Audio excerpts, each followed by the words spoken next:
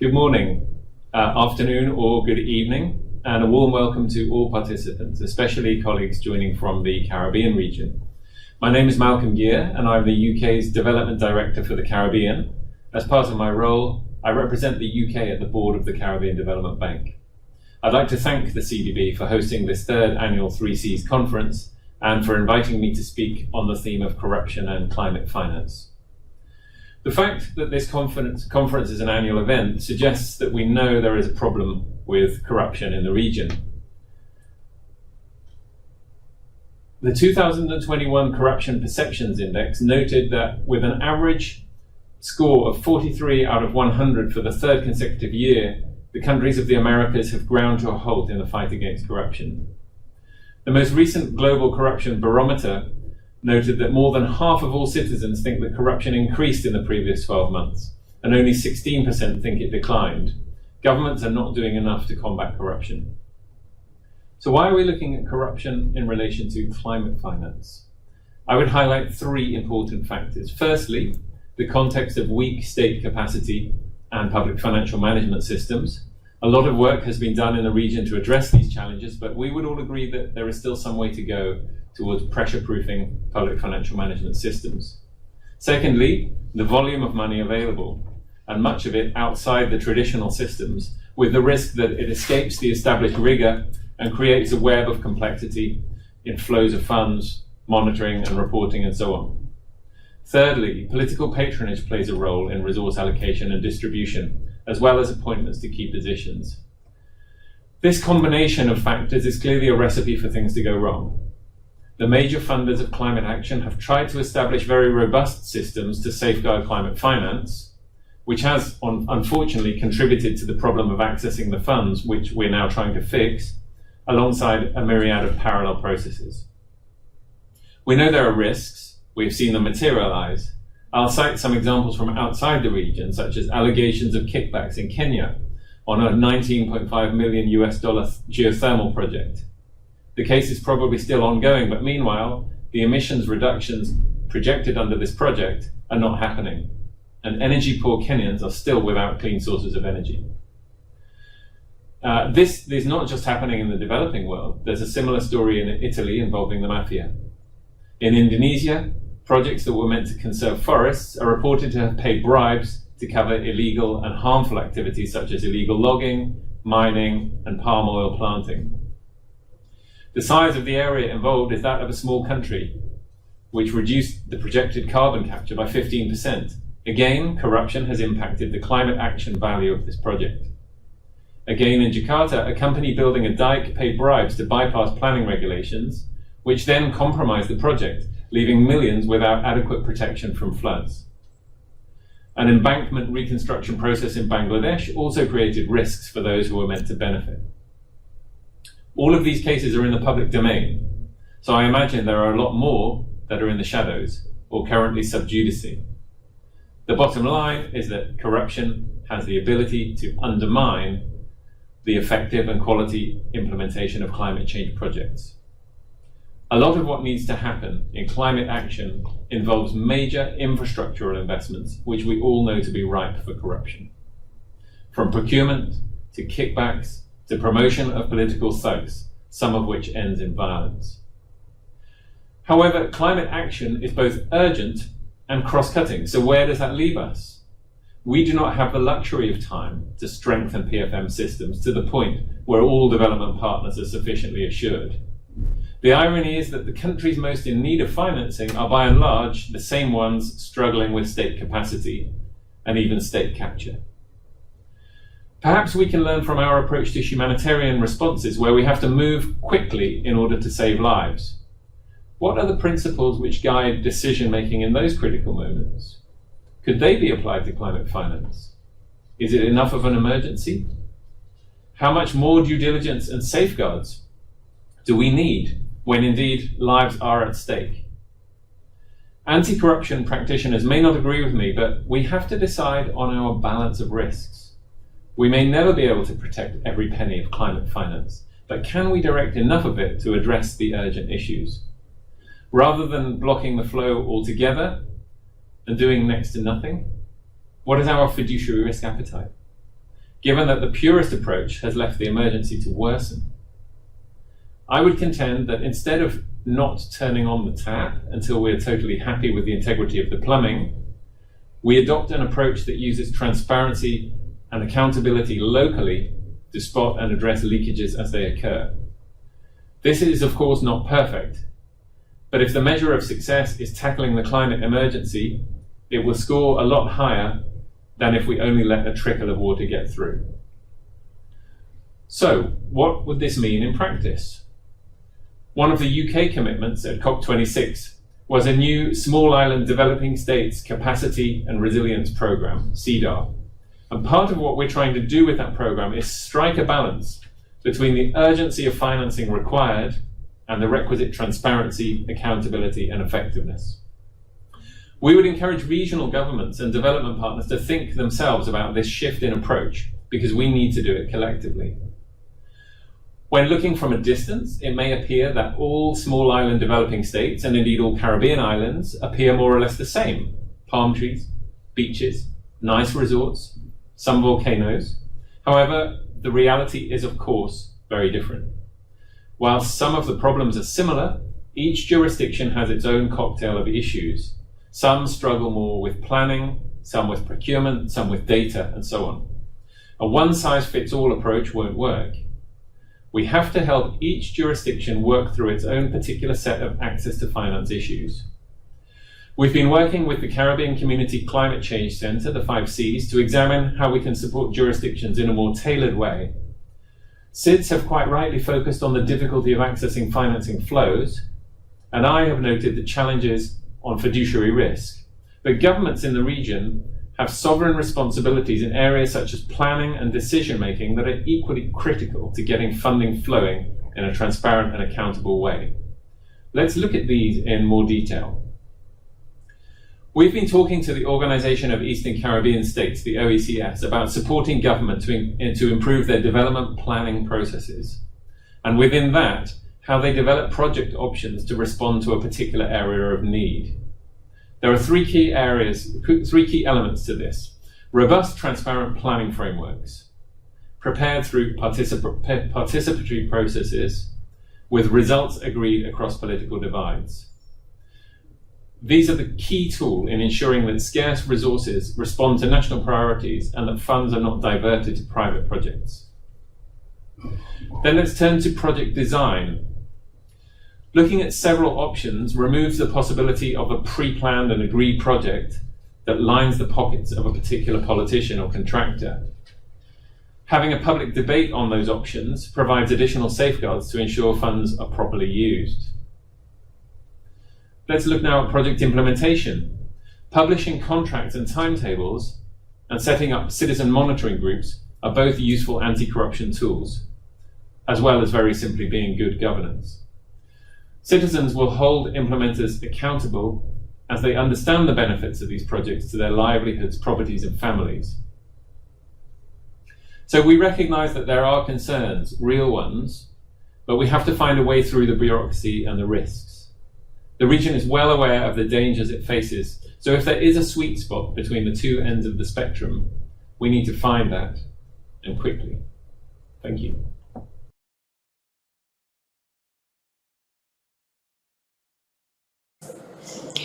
Good afternoon, everyone. I truly appreciate the opportunity to make a few brief remarks on climate finance and how it could be disrupted by corruption and weak governance. I want to start by making a few comments about climate finance. Flows of international concessional climate finance are quite significant and are expected to continue increasing over time. Developed countries have committed to channel at least $100 billion in climate finance to developing countries every year until 2025, after which a more ambitious annual target will come into effect. The post-2025 target is still being negotiated, but there is broad consensus that this should constitute a sizable increase in the level of ambition. I also want to say that climate finance flows are vitally important to climate change adaptation and mitigation efforts of developing countries, and that includes small island developing states like the Caribbean. Such financing is often more concessional than other sources and therefore able to support programs and projects that may otherwise not be viable. Climate finance flows are also typically characterized by a greater willingness or ability to take risks. And what it means is that climate finance can play a catalytic role in crowding in private sector financing and investment. Climate finance flows are not also sizable and vital for developing countries, but also come with significant pressure to allocate and disburse resources rapidly. The international community often speaks about the pre-2030 period as a crucial decade for climate action, both with regards to reducing emissions and enhancing resilience to mounting climate change impacts. Indeed, the speed and scale at which infrastructure, for example, needs to be built and retrofitted to address climate change impact is almost unprecedented in recent human history. So this confluence of factors means that climate finance flows also entail significant risk related to the potential for corruption and the misuse of resources. Financial resources will flow into developing countries at a significant scale and with an urgent need to be allocated and used as rapidly as possible. And this will challenge or strain the technical, the institutional, and financial capacities of national counterparts in Caribbean countries to manage these resources in accordance with international standards, as well as the capacity of supervising entities, including the Caribbean Development Bank, to oversee such work and ensure adherence by these countries to such standards. Now, the challenges relating to the finance and the climate finance and managing climate finance well is particularly pronounced in the Caribbean. And there are two key reasons for this. First, executing entities like the Caribbean countries, they're already grappling with capacity constraints and they find it difficult to adhere to international standards relating to the financial management, accounting, and especially procurement, among others. Second, the pressure to allocate and use the funds will be prominent. And as the Caribbean countries, for example, are the most vulnerable in the world, so you're using the resources, the climate finance resources, to ensure effectiveness for the climate action, or the climate action outcomes become very important for the region. The increasing annual temperatures, shifting precipitation patterns, sea level rise, and all the other projected risk and impacts of climate change already being felt in the Caribbean. And to respond to this crisis, the Caribbean countries will have to invest in resilience-enhancing measures at a scale and speed, which, as I mentioned before, is unprecedented for the region. The negative consequences of corruption and misuse of resources are well known, but I would like to highlight two particular consequences as it relates to climate change adaptation financing. First of all, corruption can undermine the achievement of the objectives at the project level. This is always damaging and problematic for any development project, but it can be particularly dangerous when it relates to climate change adaptation. Indeed, if contracts are improperly awarded to unqualified service providers, for example, the infrastructure built through such projects may not be able to withstand future climate change impacts. And in some cases, the consequences of this may be felt gradually and could be rectified before major damage is actually done.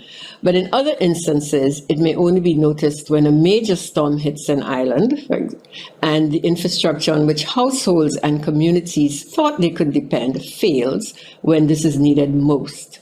In short, lives could be at stake if this type of maladaptation to climate change impacts is allowed to occur. Second, corruption at the project level can undermine confidence in national capacities and institutions, even where they exist. So essentially, it can undermine the confidence in country systems. And this could ultimately inhibit climate finance flows over the medium term.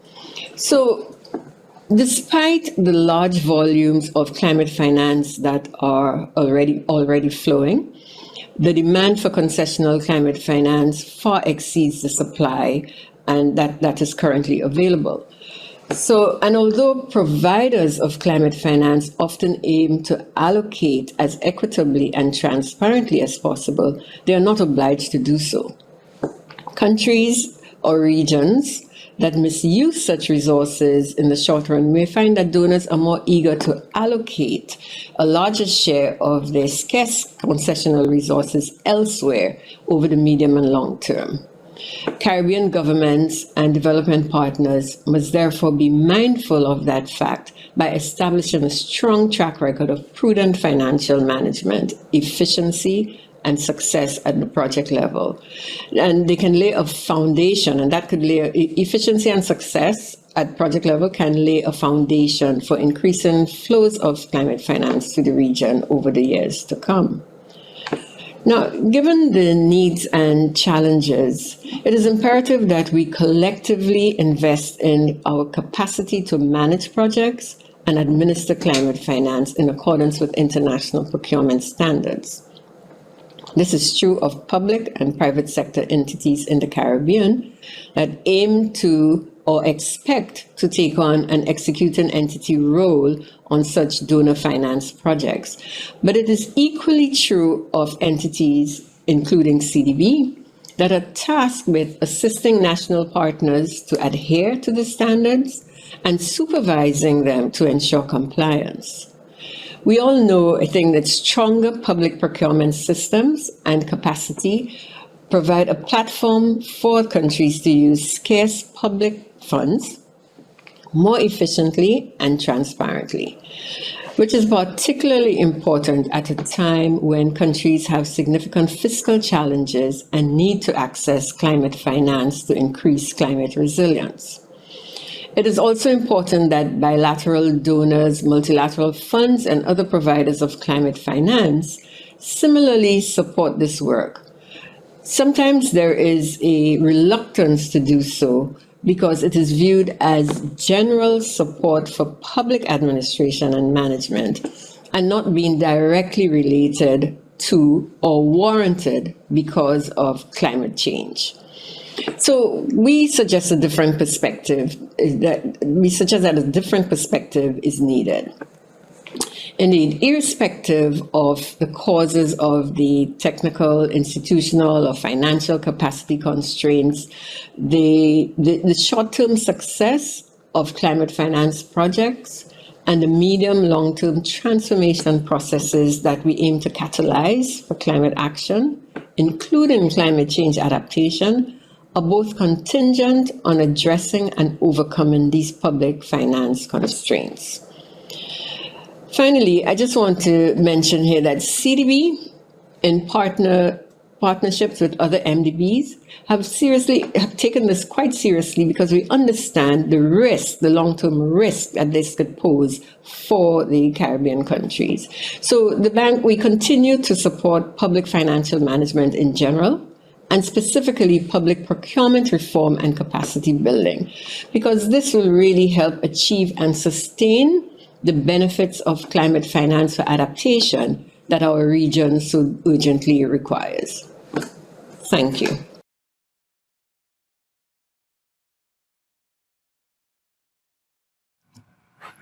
Greetings from Songdo. My name is Lihalakha, Interim Head of the Independent Integrity Unit of the Green Climate Fund. I'm delighted to join you today at the 2022 Caribbean Conference on Corruption, Compliance, and Cybercrime, with the opportunity to share insights about our work on integrity in climate finance projects and on maladaptation. To help set the scene, it's important for us to understand the impacts of corruption on climate projects, and how integrity values are important in climate action. I invite you to listen to the Executive Director of the Green Climate Fund, Mr. Yannick Glamaric, as he spoke to us at the COP27 in Sharm el-Sheikh, Egypt. Corruption kills, and not figuratively, literally. And what are some of the immediate impacts of corruption on our fight to avert catastrophic climate change? The first thing is that corruption destroys trust, destroys social capital. Corruption weakens the legitimacy of public policies. And in climate change, we will have to basically go through four gigantic transitions: the energy transition, the food system transition, the infrastructure transition, and the ecological transition. We will have to ensure that these transitions are just, are fair. And when you have no legitimacy for your climate policies, you are simply going for a disaster. The second thing is that more well known, a lot of our investment will have to be in infrastructure, will have to be in asset creation, and it's traditionally an area that is plagued by corruption. Climate-friendly infrastructure will be particularly vulnerable to corruption. Why? Because by and large, we know how to design an infrastructure in a stable climate.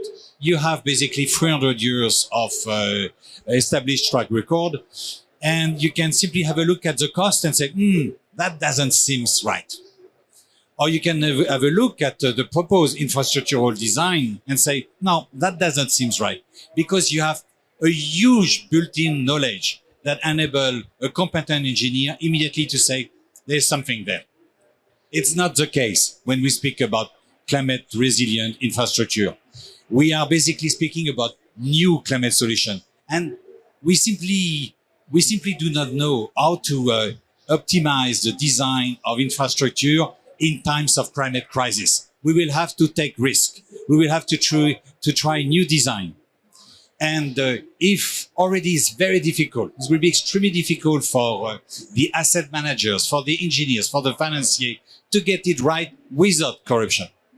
To get it right with corruption will be impossible. And the net result will be that rather than, for example, defending 50 kilometers of coastline, we will defend only 5.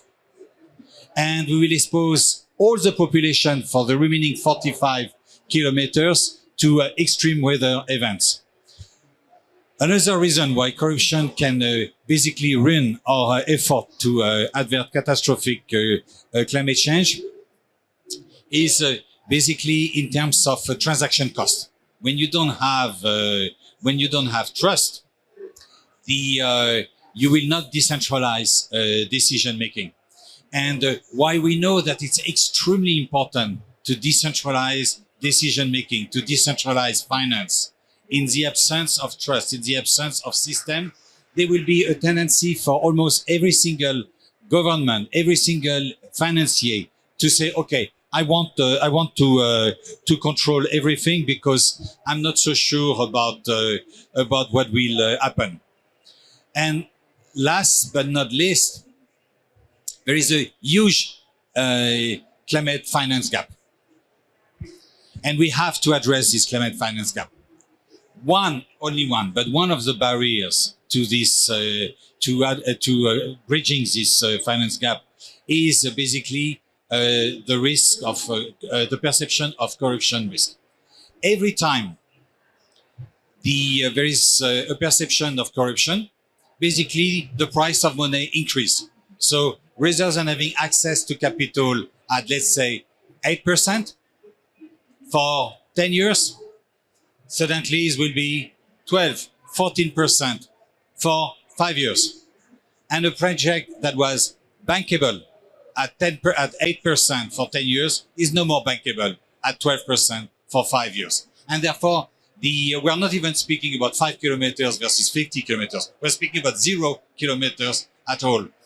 So it's one of the most powerful tools that we have in our hands to scale up climate action is actually integrity in climate action. The GCF is working towards its commitment to deliver a balanced portfolio of both mitigation and adaptation projects. This calls for a greater need to ensure accountability, safeguard projects from integrity threats, and issues such as maladaptation.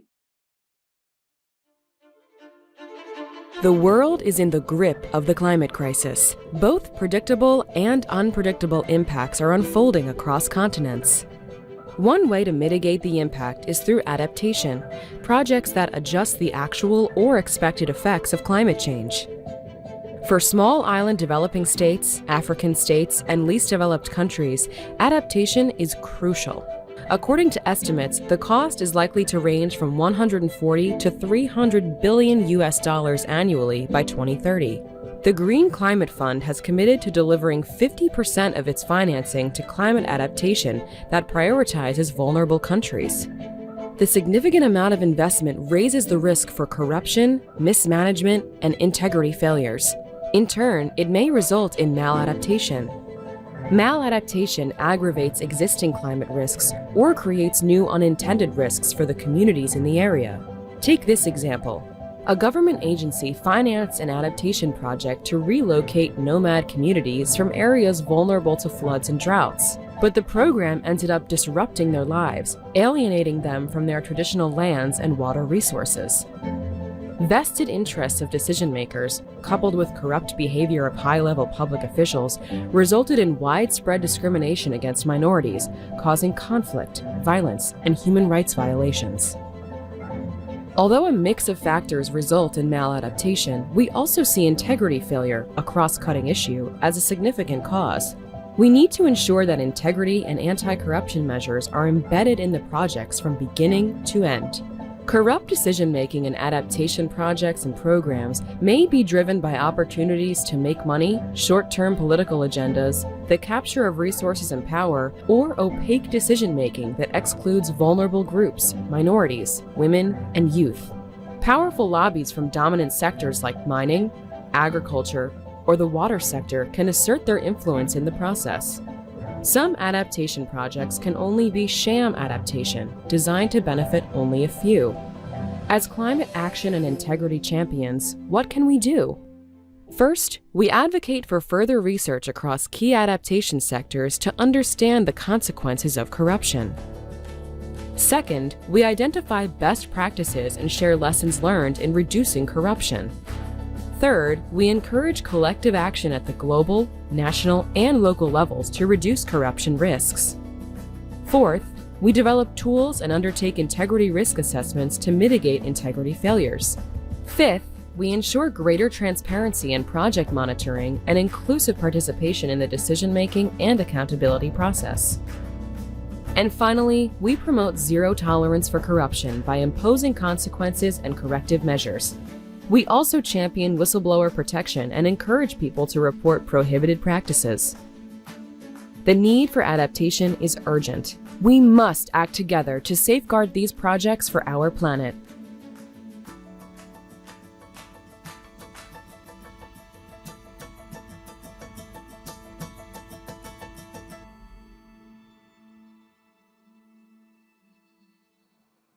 In the Caribbean and Latin American regions, the GCF has committed financing of 56 projects totaling of $3 billion, of which $532 million is intended for adaptation projects. With over $10 billion in assets under management and an urgent need to tackle climate emergencies, it is our collective responsibility to mitigate and respond to integrity issues and prevent maladaptation in order to maximize the benefits of climate finance. Preventing integrity risks and maladaptation requires a multifaceted approach. Early interventions in project design and appropriate environmental and social safeguard studies help mitigate maladaptation issues, and the application of innovative technical approaches such as artificial intelligence and machine learning can help identify anomalous activities that point to instances of fraud and corruption. The IIU pursues innovation and increased efficiency in the conduct of its proactive integrity reviews by employing data analytics, machine learning, and intelligent automation in risk assessment and detection of red flags. Knowledge sharing and strategic partnerships remain an important tool. The IAUs developed knowledge products to encourage further discourse on emerging integrity issues and promotes peer exchanges to expand networks and share best practices. Collective action warrants empowered participation by all stakeholders. It is important to foster a culture of integrity, promote transparency, empower whistleblowers and witnesses to monitor and report corrupt practices. The GCF, through the IAU, provides accessible reporting channels in multiple languages and has a robust integrity policy framework. In the event of violations of prohibited practices, the GCF provides an opportunity for reform when imposing corrective actions, as specified in its administrative remedies and exclusion policy. And finally, the GCF aims to encourage collective action by global, regional, and local levels to prevent corruption. At COP27, the IAU took the first steps in providing civil society an opportunity to ensure accountability and transparency in the planning and implementation of climate projects. The IAU recognizes the value of civil society promoting integrity in climate action and encouraging force multipliers in the fight against corruption. The reality is that there remains a long road ahead of us in the fight against climate change. In the process, we must ensure that no one gets left behind and that vulnerable communities receive relief and readiness from climate finance. Make every climate action count. Our collective expertise, knowledge, and skill will build towards the goal of integrity in climate action. 0% corruption, 100% climate action. To the conference organizers, under the capable leadership of Dr. Toussaint Boyce, IAU appreciates the opportunity to have taken part in this important event. We wish all the conference participants a productive and enjoyable engagement. Thank you.